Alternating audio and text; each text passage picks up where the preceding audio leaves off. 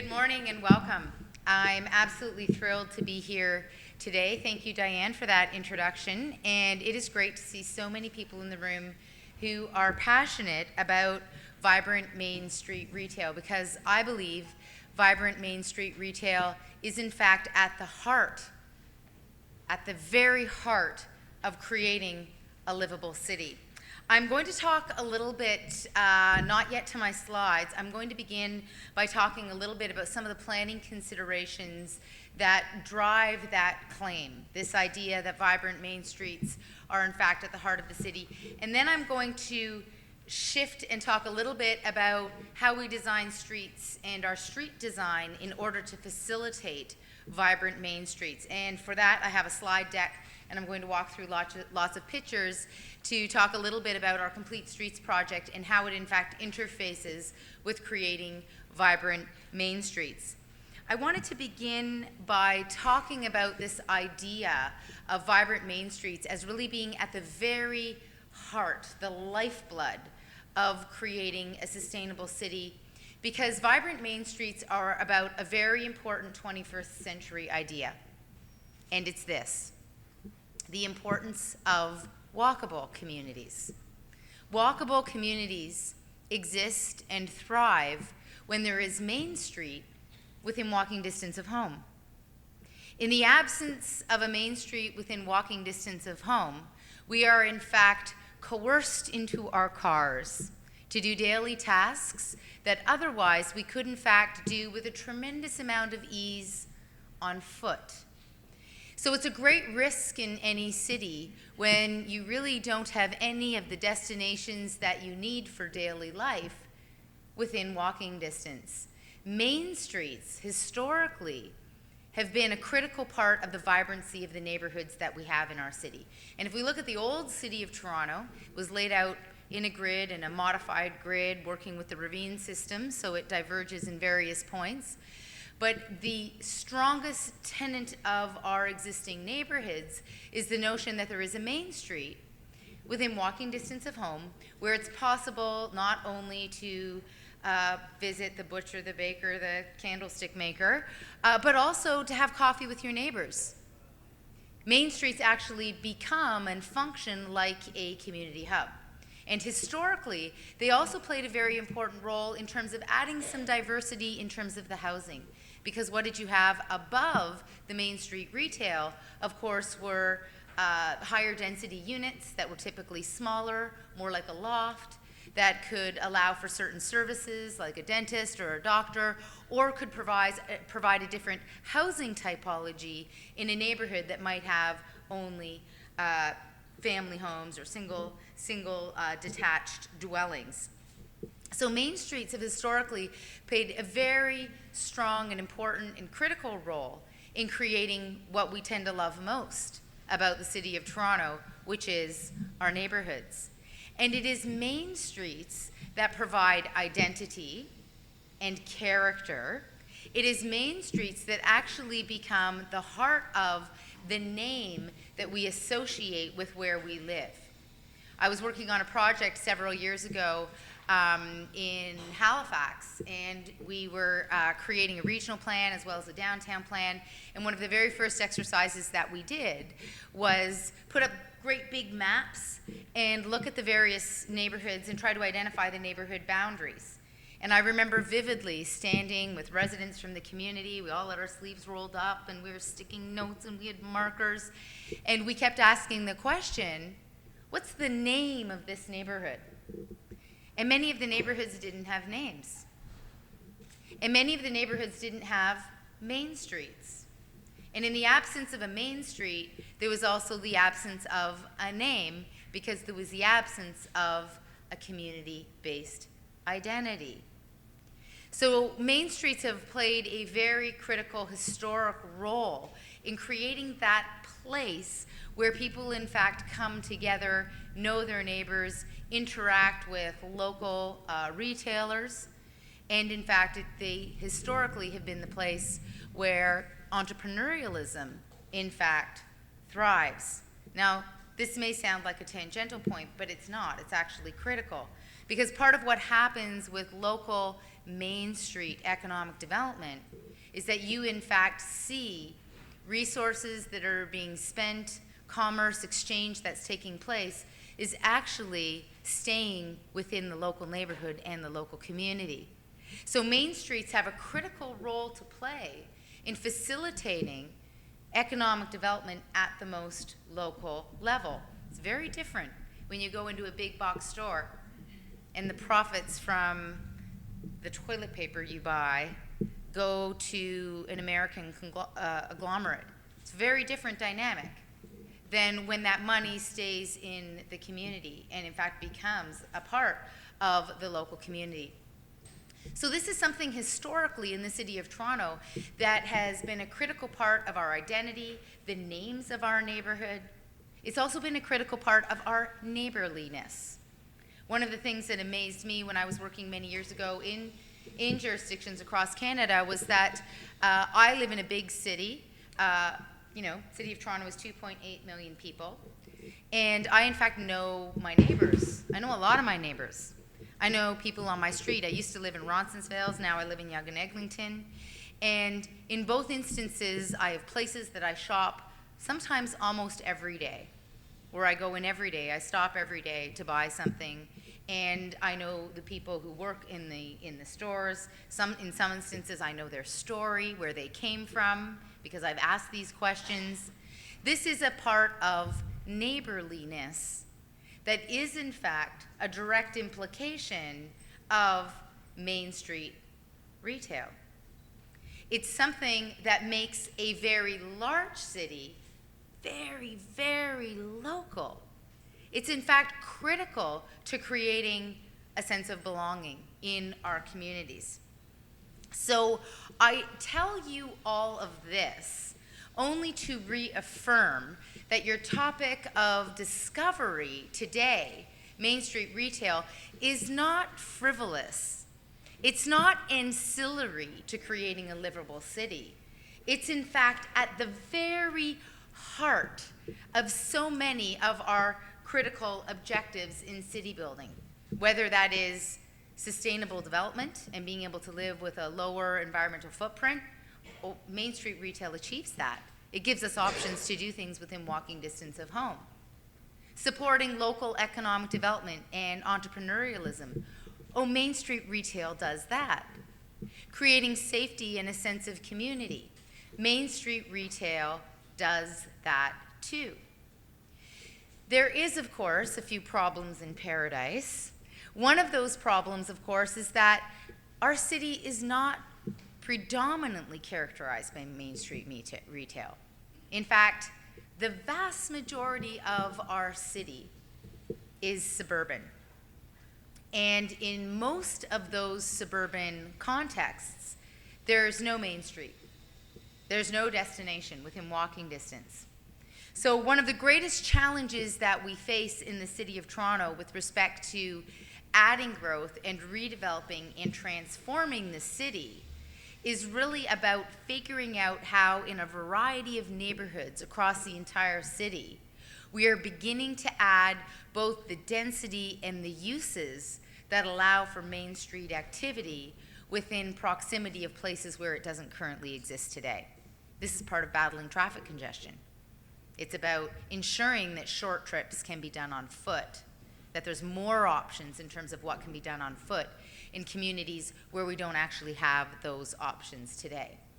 So a critical part of how we develop and grow and change is rooted at driving our growth to our main avenues. Now, we have 365 kilometers of avenues in this city. It's important to remember that we're a massive city. 613 square kilometers is the size of our city. 613 square kilometers, but most of our growth is happening in the 17 square kilometers of the downtown core. It's very, very concentrated. So we're currently a city of extremes.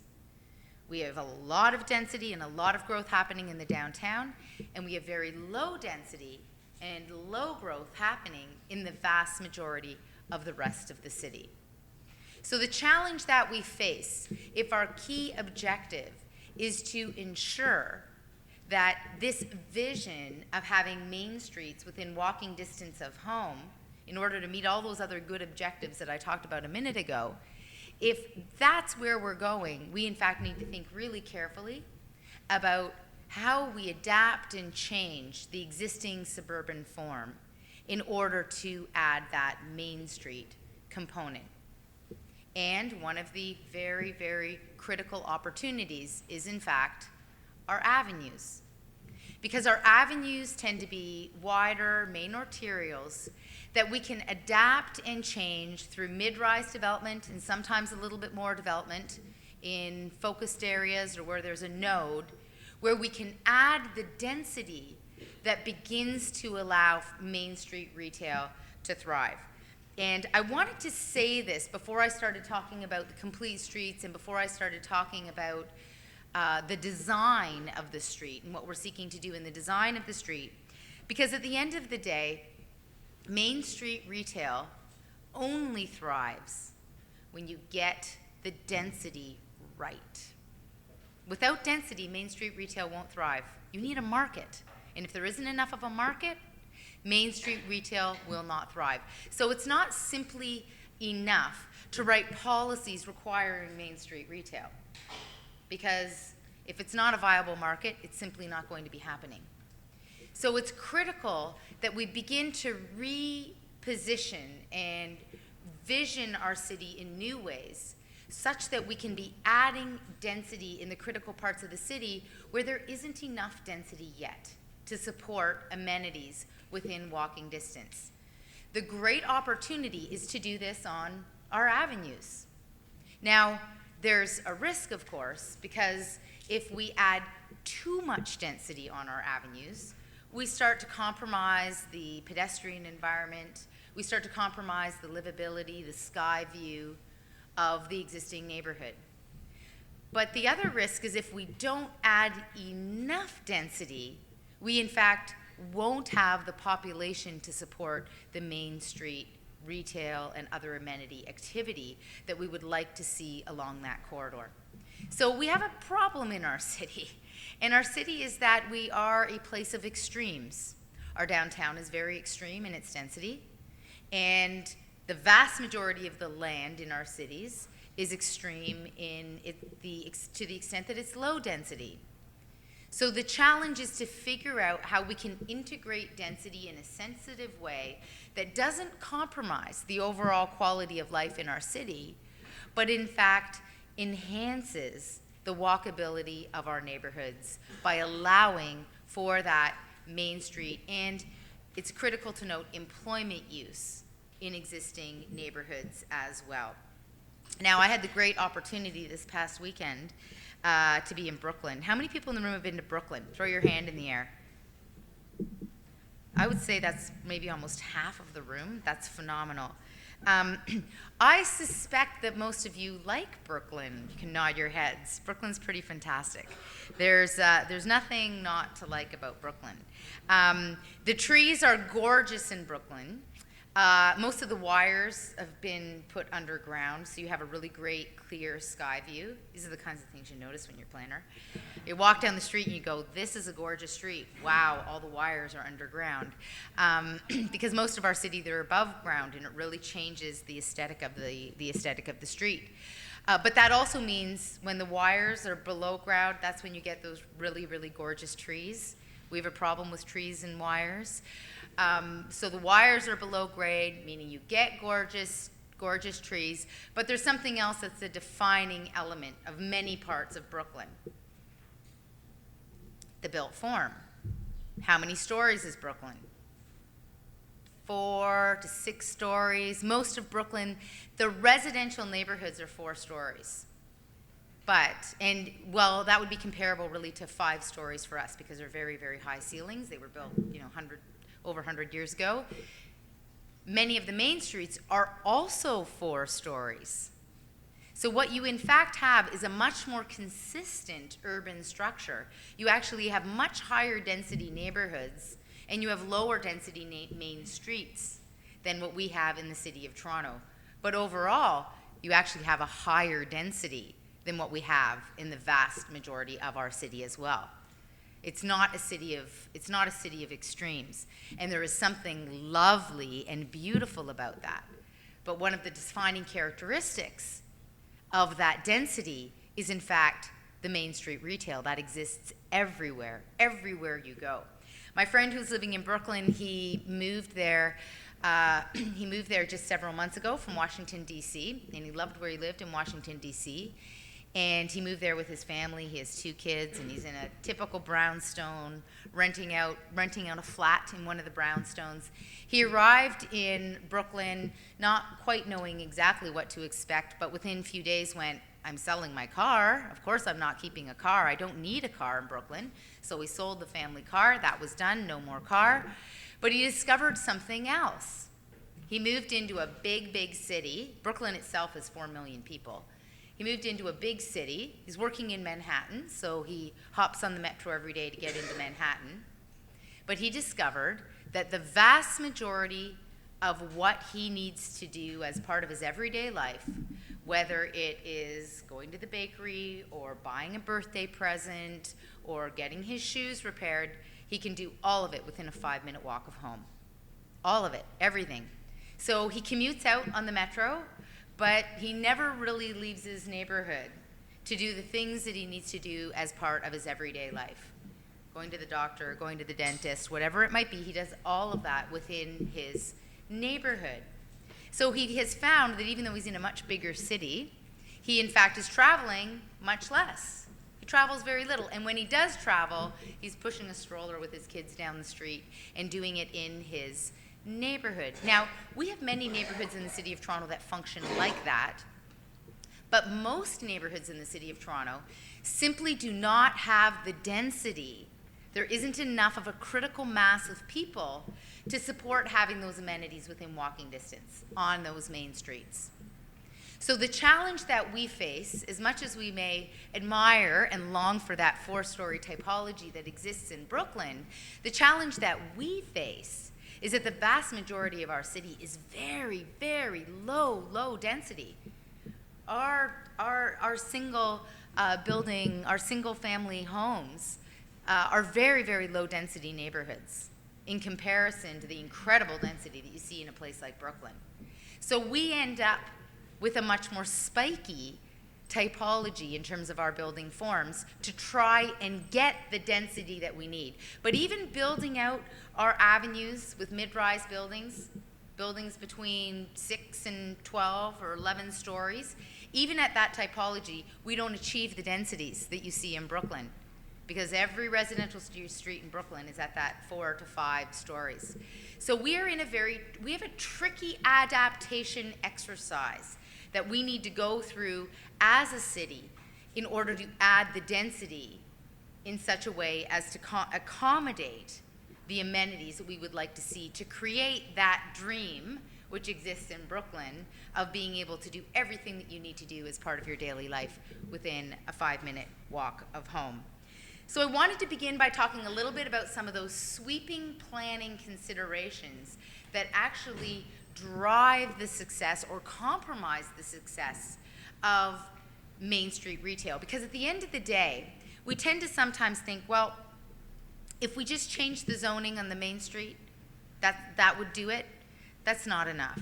Or if we just had incentives and policies that would allow us to incent and attract new kinds of uses along our Main Street, that would be enough. But it's not enough if you don't have the density in the population base to in fact support the thriving of those main streets.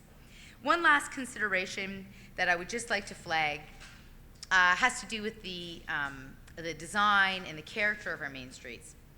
This consideration is that we have an incredible risk taking place in our city with the redesign of our main streets. And I'm just going to lay it on the table and be very transparent about it. Because as we integrate those higher density buildings that bring the density that I've been talking about that we need so critically, there's a risk that we in fact bump out the main street uses that actually create the neighborhood character on our main streets. You've seen this happen, I've seen this happen, it's happening across our city. Wow, we just lost all the little local mom and pop shops and we got a Shoppers Drug Mart.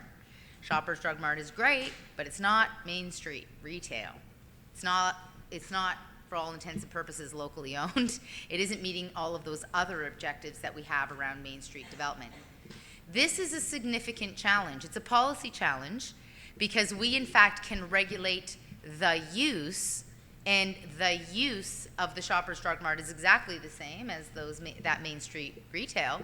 We can regulate the use, but we can't regulate the user. So we have constraints in our policy frameworks that I believe we need to think very carefully about, and we need to figure out how we're going to address these challenges moving forward to ensure that we don't kill the golden goose. As we're seeking to redevelop our avenues and add that density, because many of our avenues are underdeveloped, how do we ensure that we're not losing the very uses that give our neighborhoods the character that we need to see and want to see in our Main Street environment? So that's one of the constraints, one of the risks that I'll throw out in front of you that is top of mind for me. It's one of the reasons why I held the Chief Planner Roundtable on Main Street retail and why we're going to be having subsequent ones on Main Street retail. But I'll give you an example of how we can work within the system, if you will, in order to respond to those kinds of challenges. There's a large developer in downtown Toronto who is developing a large neighborhood, and he came to me and said, I want this to be destination shopping. It's going to be regional shopping. This is, when people come to their Canada Centre, they're going to come here to shop. It'll be a regional shopping center. This is in the base of a condo building as part of a condo neighborhood. And we had a long chat, and I said, well, the vision and the dream in this neighborhood was actually that this would be a complete community. And in that complete community, there's services that people need as part of their everyday life. And if you make this a shopping destination, people will have to leave the neighborhood to, in fact, access those services that they need as part of their everyday life, including a grocery store and having access to food.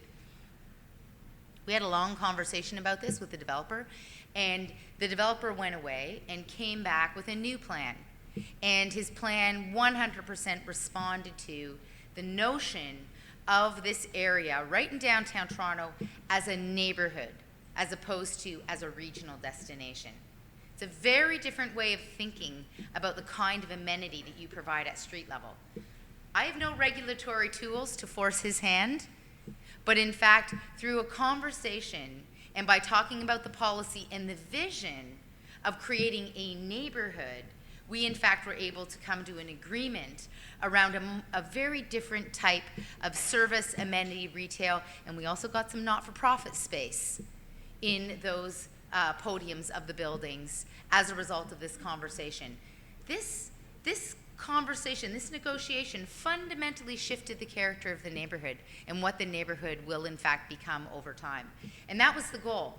Because one of the critical key goals you'll see in our planning policies is to build complete communities. And every time we don't add those neighborhood amenities within walking distance, we fail a little on that promise. So this is a critical goal that we have in the city planning department. So that is by way of introduction. I'm going to talk a little bit now about streets, because streets are a critical part of how we design for vibrancy on our main streets. And we're going through a big shift right now. Our streets in the future will not be what they have been in the past. We're turning our streets into something fundamentally different from what they have been. And it's all about making our streets people-oriented places. Before I do so I'll just show you a little bit of what I've got in this deck. I'm going to spend about 20 minutes walking through this deck and showing you some examples. And then I'm going to open up the floor for questions. We'll have about 15 minutes for question and answer. So that's kind of roughly my map for the rest of our time. So this gives you just a little bit of map of what we're doing. I wanted to talk today about complete streets because this is a critical moment in the history of the city. we are beginning to design streets differently. We're not there yet. We've done a few, and I'm going to end with showing some of the success stories in the city. But we need to up our game significantly. We fundamentally need to transform the way we design our streets if we are going to create streets that are places for people and streets that are, in fact, places for vibrant Main Street retail. A little bit about what we do in the City Planning Division. Our job is to plan for people. That may sound so banal, but in fact, this is a very, very important way of positioning the work that we do. We're not simply regulators. In everything that we do, we have to evaluate how do we support human flourishing in our everyday work.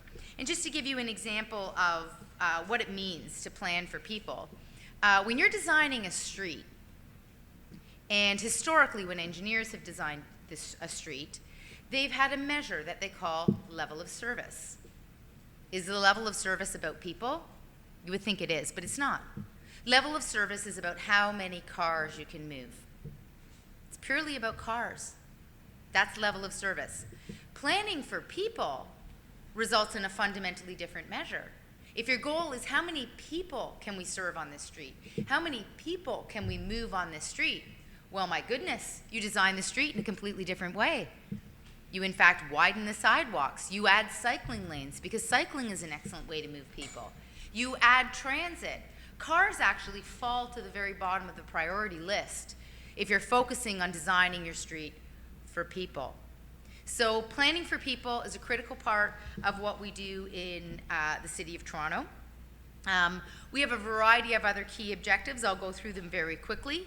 Of course, where we live and work are very important questions that we ask in the design of new uses and where density goes. How we move is fundamental to all of the work that we do. We know that how we move in the city is not only about our quality of life, it's also about our health. It's about how connected we are to our communities. Whether we know our neighbors or not is directly correlated to how we move in the city, whether we move as pedestrians or not. Creating healthy and equitable communities, ensuring that there's places for all to live, but also creating memorable places. This is a critical part of the work that we do. We also have the unique tension in the City Planning Division of being very much focused on the legacy that we leave future generations.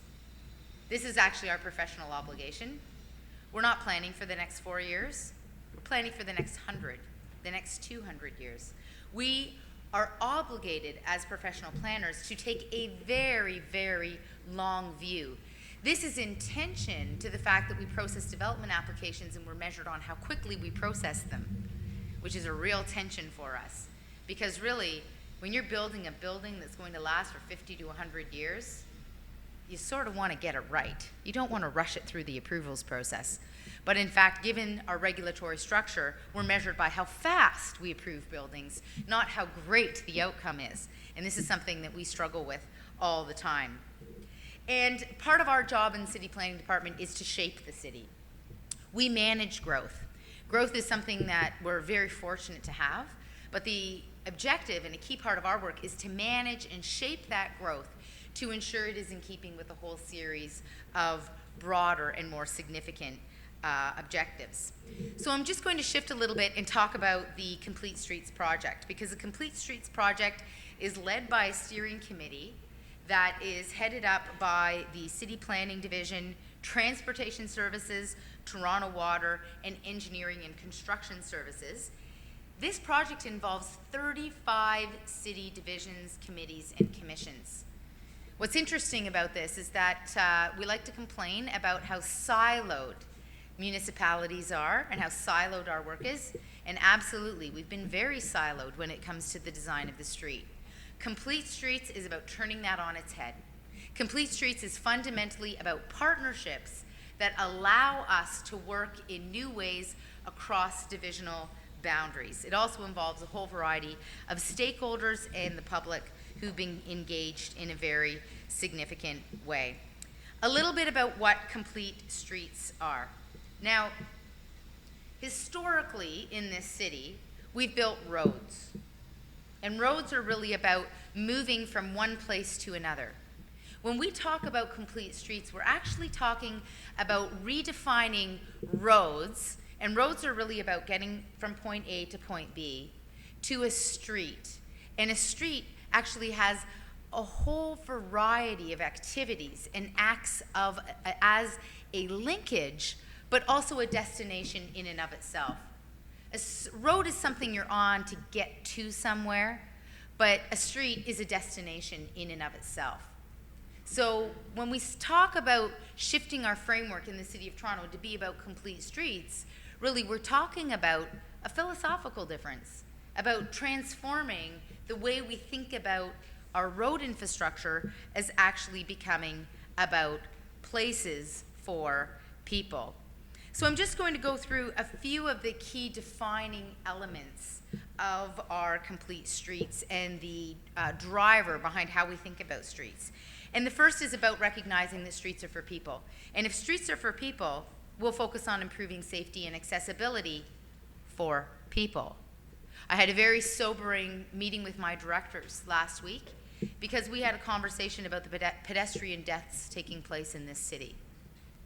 And we not only have a professional obligation, we have a moral obligation to think very carefully about what we need to do in our city to make it a safe place for walking. Do you know more people were killed last year because they were hit by cars while they were walking than were killed by gun violence? Do you know how much money we put to gun violence? Do you know how much money we put to pedestrian safety? We have a significant challenge in this city. Making our streets safe for people is part of the philosophy behind complete streets. It's about improving safety and accessibility. But it's also about giving people mobility choices. We know that when we design the street in such a way that walking is safe and cycling is safe, that people will make different choices about how they move around. We ought to have public policy that incents the kind of things we want to see more of, where we have incentives for what we want more of. If we want more walking and we want more cycling, we should be designing the right-of-way in such a way that those become more obvious choices instead of being perceived to be as more dangerous choices. So complete streets is really about giving people mobility choices. It's also about connecting our networks, recognizing that in a diverse, very dense city, most people begin to embrace a variety of different network choices.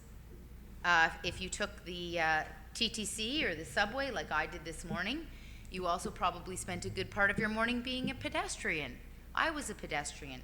Sometimes I take the TTC, and then when I go to meetings during the day, I hop on a bike or my bike. So thinking about how various networks link together and recognizing that we increase choice when we link those networks so that it's possible to move from one mode to another is another critical part of creating streets for people. And of course, this is all about promoting healthy and active living. We know that there's a direct correlation between walkable communities and cycling and public health. We also know, in the words of Dr. Mike Evans, that inactivity is to our generation what smoking was to our parents' generation. We, in fact, in the 50s and 60s, designed activity out of our everyday lives. That was part of the dream, actually, that you didn't have to walk, you didn't have to cycle, you could just drive everywhere. Well, unwittingly, we actually created a very inactive communities and cultures that, in fact, have had a great implication on our health. And if anyone in the room has not yet seen Dr. Mike Evans' video, 23 and a half hours, I highly, highly recommend it. Because in his video, he talks about a magic drug. It's a magic drug that in clinical trials has had profound impacts on everything from arthritis to heart disease to depression. And you can imagine that magic drug is 20 minutes of walking a day. So streets for people is a critical part of what we're working on in Complete Streets, but also is streets as places. And this is where we begin to tie in very importantly with the Main Street agenda, recognizing that when we design the streets to be places, when they are places that are both beautiful and vibrant, that we in fact attract people to those streets as places to be involved. Now, we also recognize that we can design our streets to be responsive to a local area and context. This is one of the trickiest things in the city of Toronto. Our city is so big and so diverse. You know, I was walking around Park Slope in Brooklyn, and all I could think was, you know, how it would be so easy to do the planning, because you've got really primarily one built form. You've got maybe 2 or 3 different street typologies. We literally have hundreds of different types of streets in the city of Toronto. We have many, many different building typologies. What this means is that in designing complete streets, we're going to have a lot of different types of streets. They're not all going to be designed the same, and they're all going to have different levels of priority and emphasis. But the overall objective, as the first principle I was talking about, is streets for people, but also streets as places. We also recognize there's a profound opportunity to create streets that improve environmental sustainability. We have an initiative that is a partner to Complete Streets, but it's a separate initiative, and it's a Green Streets initiative. This is an example of urban bioswales. Right now, when it rains, the water goes right into our sewage system, it accumulates, we have problems with flooding. What happens when we begin designing our streets in such a way that we not only collect water at the source, but we begin to use it to support local tree and plant life. And we also begin to purify the water through these urban bioswales. So we recognize that if we focus on streets as places, we can also improve environmental sustainability. Now, lastly, we also recognize how important it is to focus on streets for prosperity. We know that great streets, and the data is robust, support economic vitality.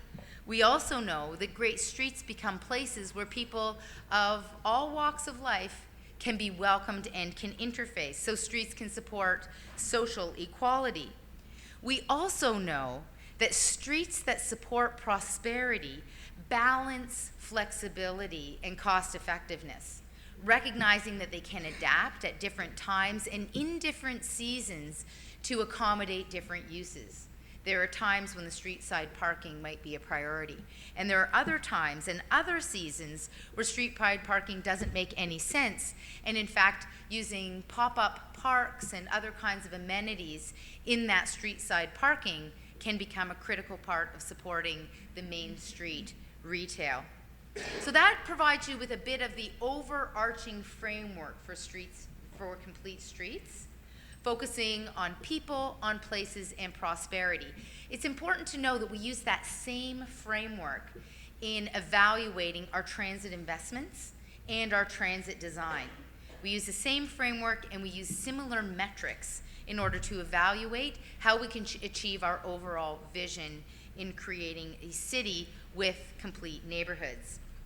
Now, I'd just like to talk very quickly about official plan policies, because policies have a profound implication on what you see on the ground.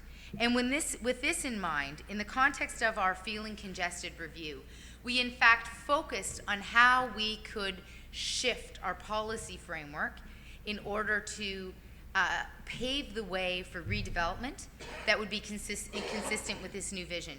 And there's a piece here that I'd like to focus on, and it's this. I've talked a lot about the difference between moving cars and moving people, but it's this idea of moving less. In our official plan policy, we recognize that in a large, dense city, the best way that we can design our transportation policies and our transit policies is by linking together our land use planning and our transit decisions. When we do this, we in fact begin to create the densities that support Main Street retail. Moving less is about having main streets in neighborhoods where you can do those things that you don't have to go all over the city to do because they exist on a neighborhood basis. So a critical part of our transportation policy is about creating complete communities with main streets. That's about transportation. It's about how we move. and it's a critical part of our quality of life. Now, the new Complete Streets policies are going to cover off a whole variety of different areas. I've talked through some of these a little bit, but we recognize that the policy and the design guidelines need to speak specifically to each one of these key considerations. We also recognize it's critical not to separate complete streets from cycling infrastructure, because as we continue to mature as a city, as densities make it more and more viable, people will, in fact, choose cycling for short trips as well as for longer trips. Several years ago, there was really an overwhelming sense in this city that cycling was really for radicals, like you had to be like really radical to get on your bike, or cycling was for recreation. It was something you do on Sunday morning with the kids. This framework in our Complete Streets policy, which shows a minimum grid, is in fact about recognizing cycling as a form of transportation. This is critical to the success of our main streets because we know that cyclists, in fact, make multiple stops along main streets in comparison to drivers who more typically make one stop along a main street. So cycling becomes a very important part of supporting the economic vitality of our main streets. So all this has demonstrated that we, in fact, need a new approach. Complete Streets is, in fact, that new approach. One of the drivers behind that new approach is, of course, echo boomers, people between the ages of 16 and 34, who are looking for really a fundamentally different way to live and should be driving our future cities, because this is a more sustainable way to live, but it's also a way that is more in keeping with the values of millennials. But on the flip side, we also know that complete streets and neighborhoods with main streets are in fact critical for seniors.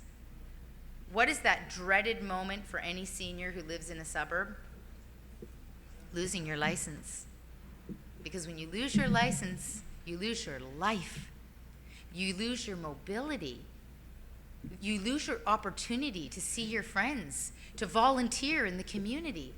Losing your license is a terrible moment for seniors, but not if they live in walkable, complete communities. And there is some wonderful data that has studied the impact of walking on cognitive functioning in seniors. And it's a critical part of health in aging is, in fact, getting out and walking on a regular basis. Well, imagine if walking can be a part of your everyday life and your daily activities. Now, we have some great precedents looking at the global trends from elsewhere. We know that New York City has focused on how we redefine the public realm and redefine spaces that have been designed primarily for cars by, in fact, making relatively small interventions in the design of the streetscape, adding paint, using lanes for parking, using travel lanes for cafes and commerce and every kind of activities. We know that these kinds of interventions can very quickly begin to transform the way people think about their urban environment, but we also know that they begin to transform the travel choices that people make. And I'm very grateful for the work that has been done by my colleagues in New York City, because one of the things they did was begin with data collection. So they have wonderful data on the implication of transforming streets for pedestrians, for local commerce, and how that has in fact supported local economic development. Our Complete Streets project is about recognizing that here in the city of Toronto, we're a little bit behind New York, but we in fact need a new approach as well. And it's about the thriving of our neighborhoods. Now, we have a few examples, you might be thinking, and we do. We have some wonderful examples, and I'll walk through a few of those. One of the very first was, in fact, undertaken by the leadership of the University of Toronto, and it was, in fact, St. George Street. We know Harvard Street is another complete street that, in fact, has a very high level of activity. We know through the leadership of the late Paul Oberman that Market Street was completely redesigned as a Woonerf. It still has cars today, but there's no reason why operationally that couldn't be changed in the future, with integrated stormwater management, very high quality public realm. We also know that each one of these projects was profoundly difficult to implement. Complete Streets is about taking what has been the exception and turning it into the status quo. That's our objective in our Complete Streets project. And I'll just like to leave with an example of one project that I think really pulls together a whole variety of the considerations, including the considerations that I outlined in my opening comments around getting the density right. And it's this project, which was undertaken over the course of the past couple of years. Eglinton Connects. Eglinton Connects is such an important story because it has so many of the critical elements to creating a successful place and creating successful main streets. 22 kilometers of LRT being built by the province, billions of dollars of investment. As a result of that, we've redesigned the street to be something fundamentally different from what it is today. This is in Scarborough, suburban community. I like to call this Anywhere USA because it really looks like Anywhere USA. It also looks like Anywhere small town Southern Ontario. This, in fact, is an environment that, as a result of this transit investment, is going to transform. We're going to add the densities that allow for a walking destination within proximity to existing low-rise neighborhoods that are very, very, very low density. We're going to be adding that destination and adding that density as a result of this investment in transit. And this is in fact how the street will look, where the LRT is below grade, where it will be transformed with a cycle track, with a green corridor. Remember, we're greening the streets, and with a redesign of the right-of-way. This street has a higher capacity for moving people. Might be a little bit lower for moving cars, but who cares? Because we're moving people. We're focusing on moving people in this city. This is in fact what the redesign, so this is what it looks like today. This is what the redesign will in fact look like where the LRT is above grade. So you see here first the greening of the track down the center of the corridor. Then you see the cycle tracks that will in fact be added. Then the greening of the street, adding those bioswales at street side for stormwater management and to create a buffer along the corridor.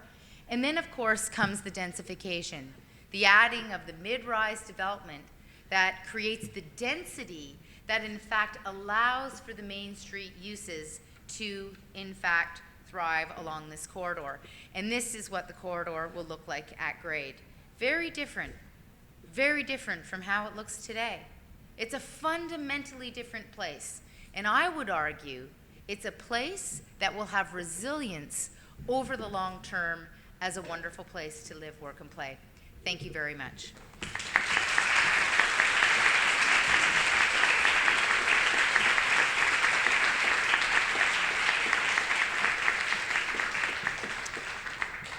We have a few minutes.